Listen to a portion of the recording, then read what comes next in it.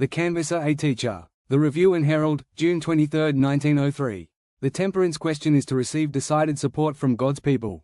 Intemperance is striving for the mastery, self-indulgence is increasing, and the publications treating on health reform are greatly needed.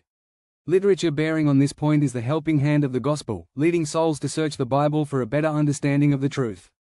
The note of warning against the great evil of intemperance should be sounded, and that this may be done, every Sabbathkeeper should study and practice the instruction contained in our health periodicals and our health books.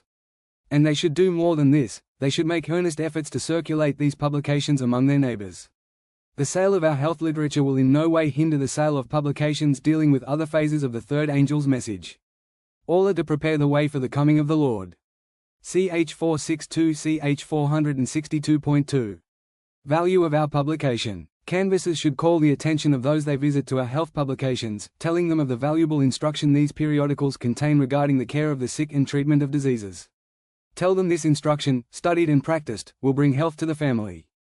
Explain how important it is for every family to understand the science of life. Direct their minds to Him who formed and who keeps in motion the wonderful machinery of the body.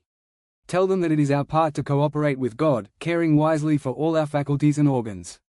The proper care of the body is a great responsibility and requires an intelligent knowledge of its parts. Tell them that God is dishonored when, for the gratification of appetite and passion, man misuses the machinery of the body, so that it does its work feebly and with difficulty. Tell them that the books you have for sale give much valuable instruction regarding health and that by practicing this instruction much suffering, and also much of the money spent in paying doctors' bills, will be saved. Tell them that in these books there is advice which they cannot possibly obtain from their physician during the short visits he makes. Ch 462 Ch 462.3. The Battle of Armageddon. These shall make war with the Lamb, and the Lamb shall overcome them, for he is Lord of lords, and King of kings, and they that are with him are called, and chosen, and faithful. Revelation chapter 17 verse 14. Ma 257.1. We need to study the pouring out of the seventh vial.